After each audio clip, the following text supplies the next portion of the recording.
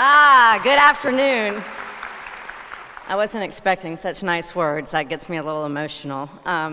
Thank you, Dean King, for having me. As a 1985 graduate of the journalism school and a fellow Tar Heel, it is an honor to be here today.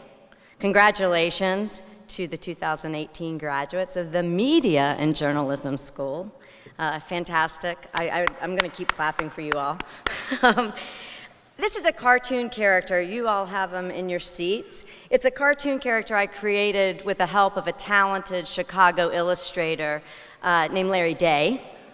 That's me, the little widget on the right that you can barely see in the chair. Yeah, that's me. That's how I felt over 30 years ago when I was you, sitting there and getting ready to graduate. A few days after graduation, I brought a one-way ticket to New York City, and I began my next chapter.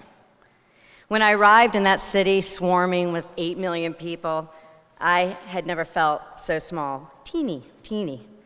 3 decades later, I'm fortunate enough to call the Big Apple my home, and I have found a fulfilling career in advertising, even though I started as I gave the receptionists their bathroom breaks. So trust me, I started at the very bottom, like Dean King said. So no matter what job you're getting ready to take, you're on a journey. It's not the end, it's the beginning. Along the way, I have done things I'm proud of, and I've made some mistakes. Today, as you start your own journey, my wish for you is simple, that you go further than I did, and you get there faster. And I'd like to help you do that by spending the next few minutes being a mentor. The first of many that I hope you find to speed you on your way. So what is a mentor? I get asked this a lot, and some people think it's like you schedule meetings once a month and talk with people. But the best description I've heard was from an interview with Andre 3000 of the hip-hop duo Outkast.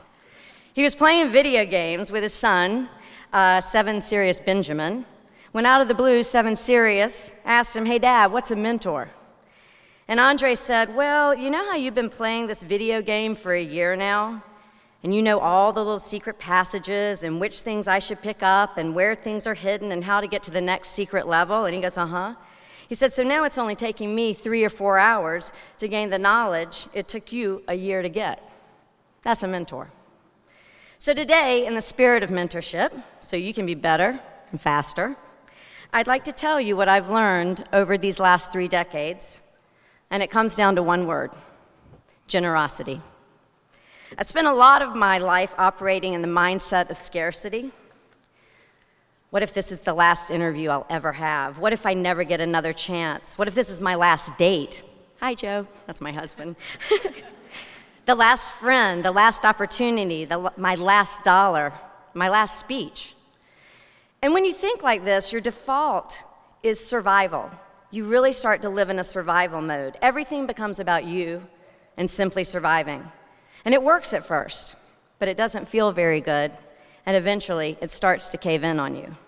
So I thought, what if instead of living in a world of scarcity, I simply chose to live in a world of abundance, where I tell myself there's always going to be something else, there will be something more, and so far I can attest there is. If I looked at the world that way, how would I behave? What would my default choices be? The answer: when you choose to live in a world of abundance, you choose generosity. It sounds pretty simple, but the art of generosity takes constant practice. Here are a few things to keep in mind. The first, and one of the hardest for me, is to be generous with yourself. I was raised as a Christian, and one of the most important verses in the Bible is to love thy neighbor as thyself. I always understood the first part, but I never understood the whole equation. The degree to which you can love others is directly related to self-love, which means you must believe that you matter, that you make a difference, that you have value. You must be generous to yourself, take care of yourself, respect yourself, so you can do that for others. And when it comes to others, be generous with whom you call a friend. I spent the first part of my life surrounding myself with people who looked and acted more like me. People who look like me, thought like me, we shared similar backgrounds and ambitions, and quite frankly, it was comfortable. We talk a lot about diversity today. I will tell you, the more diverse your friendships are, the more enriching your life becomes. And speaking of enriching, be generous with your definition of success. As a society, success is often defined by the amount of power and money we attain during our lives. But there is a reason the Declaration of Independence states that among our unalienable rights is the pursuit of happiness. Not power, not money, happiness. Measure your success by your happiness. Recently, I had a talented young man interview for a job as a designer. I felt the job was way too small for him. He looked at me and he said, I want to be ordinary. I want to do a good job. I want to have a good marriage. I want to be a good father. His ambition was to be extraordinary at being ordinary. It was a new concept for me, and he has my utmost respect, and he also got the job. People teach me something every day, which brings me to my next point. Be generous with your ears. This is going to be a hard one for many of you because you're smart. And smart people are always thinking, often, about what they're going to say next. Our company spends thousands and thousands of dollars a year teaching our top executives how to listen. The ones who are most successful listen way more than they speak. Between talking and listening, the latter is the more intelligent choice. So listen, really listen. Are you listening now? Kind of? All right. Listen until it hurts. Be generous with your colleagues. When I began my career, I used to hope my colleagues would have really bad ideas so mine would look a lot better. I did. I would go home at night and say, please, please, please, make them come in with really bad work. I most certainly wouldn't help someone do their job better. It was a competition. And there's that ugly survival mode contributing to my behavior. Then one day, somebody at our company did something outstanding. The whole industry took notice. And people came up to me and said, wow, you work at that company? Wow, you're amazing. And I realized that day, when anyone in the company does something great, the value of all our business cards goes up. You want your colleagues to succeed, not fail. Help them in any way you can. I can tell you, the more I give away, the more comes back to me. The math makes no sense. Perhaps it's simply the mystical power of the universe. I'll take this thought one step further. Be generous with your competitors. It's a small world. I learned this at Disney World when I was 7. They have a ride and a song dedicated to the whole idea. But if it's a small world, it's an even smaller industry that you're getting ready to enter. In a world of abundance, there is enough to go around. Competition makes us better. You might even work for that competitor one day. Good sportsmanship is something you learn on the field, but you should take it into all aspects of your life. Meaning, be generous with your empathy. Years ago, a colleague of mine asked me when I was going to stop being so ambitious about my career and start thinking about having a family.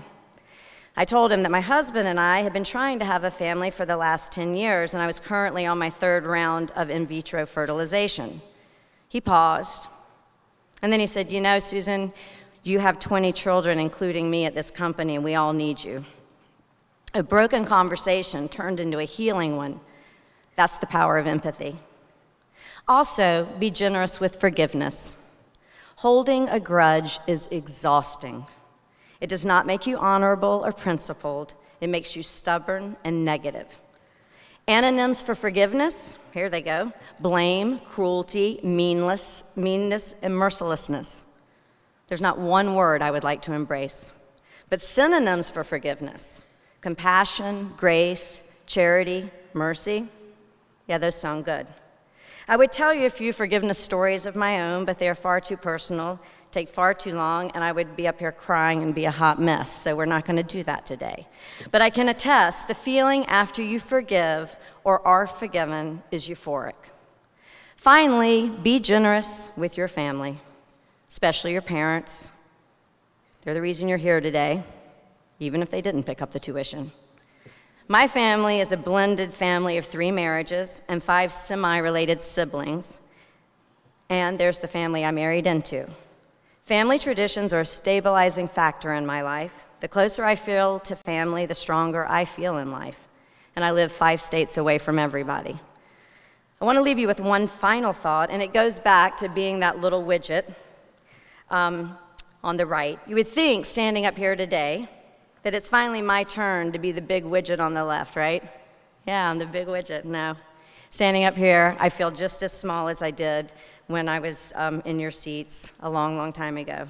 And that's a good thing, because when you feel small, there are 2 emotions to choose from: terrified and exhilarated.